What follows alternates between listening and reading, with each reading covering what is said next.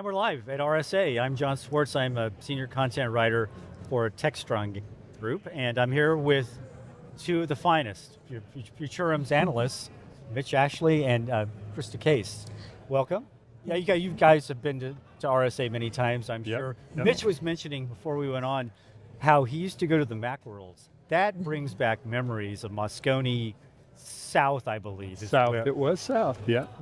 Can I just ask you a quick question? Yeah. Like, which announcements did you go to back in the day? Oh, do you remember? This was, in the late 80s, early 90s kind of thing. So this is still when Mac was new. The Mac Plus came out, and then the Mac, whatever, the SE, and these are like early generations of Mac. And long before, we redid the operating system and brought in the Next OS. And oh my God. So it was early days. It was kind of, Mac was still this weird thing. I think they were getting ready for the 90s commercials about, the PC versus the Mac. Oh yeah, the white background and that whole Mac ad. versus PC. Yeah, exactly. Here's the documentation for your PC, and here's your Mac documentation. Yeah. What was it, the Big Brother commercial or whatever that they did? That was in the Super Bowl in 1984. Yeah. That's Ridley Scott directed that. You see the influence iconic. of Blade Runner in that, or even Alien. I mentioned that because I saw Blade Runner yesterday. I watched it again because I had to. It's a great, iconic film. Iconic, right? But I want to ask you, we're going to start off, we're going to do a couple of these, maybe 3 of these daily analyst takes on RSA. And there a lot went on yesterday. I'll leave it up to you to discuss. I'll throw out just a couple of things that we talked about earlier. The Cisco announcements. I wrote about Palo Alto Networks and its acquisition of Protect AI, which I think might foment more deals perhaps this week, if not in the next couple of weeks, as platforms are built out. Minimus, we mentioned that, managed security. I'm wondering what your takes are. We just started the show and we have a few more days to go, but I'm wondering what you all think. Yeah, what do you think kind of theme? What sort of the vibe you're getting, and then we can get in some announcements too. Yeah, so I think one interesting thing to touch on that occurred yesterday that I think covers a lot of the themes that we're looking at from a cybersecurity perspective in our practice. So naturally the theme of using AI for cybersecurity, and then also the flip side of that coin, which is protecting AI. Right. And I bring that up to start not only because, of course, AI is top of mind for everyone in the technology space, never mind just in cyber. But yesterday, RSA had the 20th Innovation Sandbox competition. And the company that won is called Project Discovery.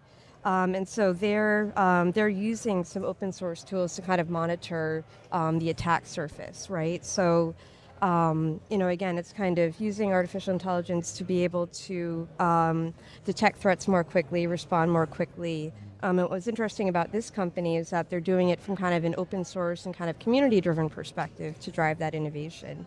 So that was interesting, and I jotted down a couple of stats here. There's actually more than 200 startups that entered the competition for the Innovation Sandbox. Is this where the winner gets $5 million? And that was the other new item this year, right. John, was that they get $5 million in investment. So this is the first year that there's some financial backing in addition to just kind of the accolade and the credibility. Amazing. So it was very, very interesting. It's serious when there's some prize money involved, right? Exactly, for sure. Yeah. Of course, you can't avoid the AI theme playing on that.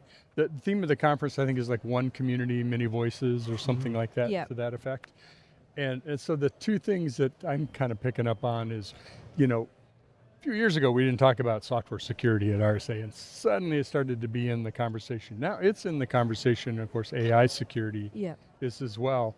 I think the other part of it is we're at this inflection point of moving from bolt-on AI to how do we build in AI into these products, into workflows, and not necessarily, we all have to own the platform that the customer's going to use. It's much more of a diverse integration. I just came from a Cisco environment talk, and they were talking about that of, the data doesn't have to all necessarily be, everywhere, where every vendor controls their own kind of data collection of it. That it's a multi-vendor world. And it is. Just like, Oracle operates in Microsoft's cloud now. Well, how do we all kind of work with each other's technology and data, and how does AI work across that when the data we need isn't in our system, right? In our platform. Exactly. Yeah. Palo Alto Networks not only the acquisition, but they announced their AI security platform. And one of the things that Lee Klarich, who's the chief product officer, was talking a lot about was not just attack surface, but platformization of the architecture. I wonder if maybe this is something we're going to hear more of. You mentioned attack surface. You mentioned this, there's these two kind of dueling themes here. There's the FOMO theme that's coming from the executive and the board and the investors down, and then from the bottom up, there's the element of fear and the consequences of rushing too quickly or integrating too quickly, especially generative AI or AI agents within an organization. So I'm wondering if we might see even more kind of AI security platforms to kind of assuage the enterprises. Yeah. So I talked about platforms at the beginning of the year as kind of one of my themes around predictions of everything moving to platforms. And of course, what does that mean? It's another marketing term, right? Or can be used that. I think of it as things that are pre-integrated, maybe not fully, doesn't mean they're not necessarily one product, but they share data across, your domain of expertise, certainly, and the security of that. And I think that's evolving now to, and not just our stuff, right? Yeah. Let's talk about the data outside of our own platforms. But the tie to what you're talking about, John, is Futurum did a study earlier this year of CEOs talking about what their plans around for AI. They're making big bets. There's huge expectations around AI. And aside from the claims of how many people we don't need for this or whether developers are going to write code or not, sort of the marketing, blitz stuff, is they're making real bets on they need AI to deliver. And now everyone else is figuring out, well, we better figure out how to make it deliver. And that's what we're seeing is people starting to say, not just we have AI, but what's the difference it's going to make? Yep, I think a couple comments that I'm seeing too. So absolutely, kind of the platform story is one that, I'm tracking as well this year. And I think it's along the theme of the interoperability as well. It's not realistic that customers are going to be looking for one security platform, but rather I see they might want a platform, for example, for identity security, right? That can then, to your point, Mitch, sort of share data and feed into some of our tools in the Security Operations Center, such as, a SOAR and XDR type platform. And there's that sort of bi-directional integration between the two that can, for example, have one platform take action based on what another one is seeing. So we're, absolutely seeing that as well. And, Mitch, you were mentioning sort of almost putting a little bit of weight behind AI and what it can do. And I think we're definitely still seeing that.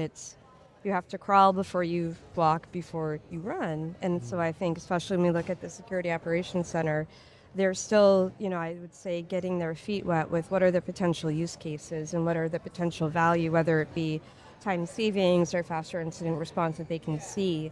And so I think we've seen over the last year since the last RSA, I would say we've seen a little bit of progress there, but there's still, I think, is a lot of work to be done. It's like it seems at RSA or even at Black Hat, you have, especially at RSA, you have a lot of marketing, it's kind of building into the hype, of course. So there are going to be a lot of product announcements and maybe some sort of deals or acquiring talent or acquiring products. But there's also this huge influx of studies underscoring what's at stake and the issues that are out there, the things that could burn a company. Like, I'm not saying it's paranoid discussion, but it's like a realistic discussion on here is what's at stake, and here's some surveys or studies that show there's a definite anxiety or FUD, as Alan had said earlier, around what this technology can mean. I think that's kind of healthy, actually, as part of this discussion here, is like it's grounded in reality. Yep. So I think the difference is, I was doing a panel yesterday, and we were talking about kind of application development, how AI is changing the security of apps. And we made an analogy to the cloud. And in the first couple of years as cloud is, no, we don't put anything in the cloud because it's not secure. That sort of security was the roadblock to the cloud until we kind of got past that we were okay with it. And of course, there's data sovereignty and still things today. But this time, kind of everybody's at the table. Maybe we're not all synchronized and working together of security and development and operations and cloud or whatever or business, but everybody's kind of trying to push the bar forward in their respective areas, sometimes together, which I think we'll see what the difference that makes. I'm not saying it's nirvana, it's all going to be easy this time. Yeah. People are vibe coding and writing code that's just as insecure, maybe more unsecure as before, but we have a lot of work to do. That's interesting, because do you think that what happened with the cloud was a good primer for what's happening now? Because it seems as this is an acceleration of every other wave of technology before it. Like, it's bigger, faster, there's more benchmark testing, there's more models coming out, there's more promises of what could possibly happen with minimal kind of acknowledgement of what could go awry. But I'm just wondering, like, given what happened in the cycle with the cloud and data, whether that maybe helped some of the companies in their transition to AI in a weird way? Well, let me throw this out and see what y'all think. I think that was the primer to the primer. The primer, the OG primer, if you will, was COVID, and we have to move fast. Yeah. We have to make decisions, and we have to go. Yep. And we don't have to let everything hold us up to be able to get things done, and we'll backtrack and make some adjustments. But going to the cloud was that, okay, wait a minute, okay, we got to do this first. Okay, some people got ahead of us, now we have to retrench, let's redo it. COVID taught us that we can operate much more efficiently. I mean, do you think that to me is kind of where we're building from? Does that make sense? I agree. I think it underscored the need for to be able to respond very quickly, and the need to be more preemptive. So I had a number of interviews in April 2020, primarily on kind of the IT operations side.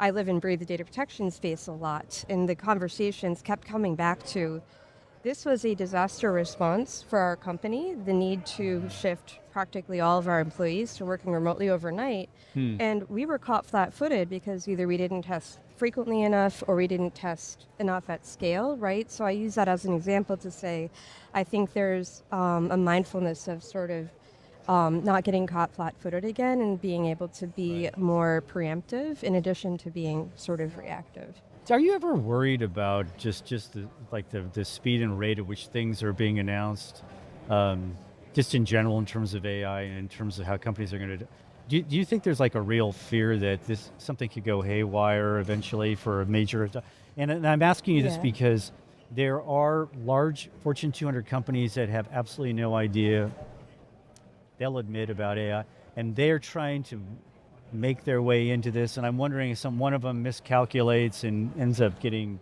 burned. I'm not saying it's going to happen, but I think there's a possibility of it happening.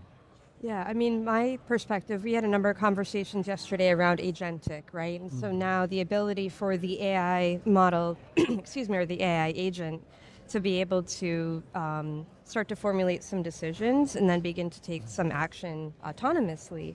And the big kicker is making sure that there is still that human oversight and some guardrails, right? So whether it be in the security operations center, maybe the security analyst wants to be able to, review why there's a recommended action based on a threat that was detected, for example. So we are seeing that on the vendor side, they're trying to build in that explainability and still sort of have that oversight. But it is very interesting. I think we're in early days still in terms of understanding, how are these AI, applications and models formulating their decisions and, potentially taking action. Yeah, I think we've learned a lot about how these things go, right? On the very edge of it, it's people make statements about 90% of our code will be developed by AI in 6 months. Blah, blah, blah, blah. Okay, maybe there's a few, very small few that will be there in 6 months. Maybe someday that'll be true. You said the rate was like not even close to that. Oh, right? yeah. Well, it's how many people we have data that shows that developers, platform engineers are using AI at a rate about 40%. Yeah. Now, what does that mean? It could be, querying ChatGPT for something. It could be something integrated into their development tool or their operation. Yes, any range of things. So I think we're going to go there. But it isn't like the cloud where we said, nah, we're not sure this makes sense. This is other people's computers, no different than what we do now. This is something I think we all know we're going to be adopting. But the bipolar part of it is, but we also know it's early. We know we're still, everybody's learning, right? I mean, the data scientists and the AI engineers might be on the forefront, but most of the organization isn't there, and they're trying to say, I can't waste money on this just go buy a bunch of GPUs and then say, create AI code for me and we'll have magic. Like, I need to show value for this in this climate. It's even getting more so that way. There was like a few months ago, there was another conference here, was I think a Salesforce TDX, and a friend of mine, guy I used to work with actually down the street here 30, 40 years ago, he's a Mark Benioff whisperer. He's a consultant who tells him what he should know about AI. And my friend who was at the TDX show told me that he sensed a large scale of frustration with companies grappling with AI, the promise versus the reality, and that their adoption wasn't even close. They will adopt, but he said they're being much more cautious. And so I think, like what you have said before, Mitch, it's going to happen. It's just not going to happen in the next several months. It's going to take maybe a year. It'll be very uneven. The future's very uneven. Yes, he was saying that was the same. That was his same conclusion from that show, and he was getting it from the grassroots level. And he was mentioning this. I don't know if he told Benioff, because Benioff doesn't like to hear bad news, given my own personal interactions with him, good and bad. But that's something that just keeps cropping up, and it makes sense. Well, speaking of bad news, the Techstrong production gods, I hear, are like, giving us the hook here. Okay. We got to get off. All right. So we have to have something left to talk about tomorrow. I know. Right. Well, it's great having you all. We're going to have a lot of fun here this week in San Francisco. The weather's beautiful. Fernando will join us tomorrow. Yes, Fernando will join us Yep. tomorrow. Yep. And hang on, and we'll be back soon.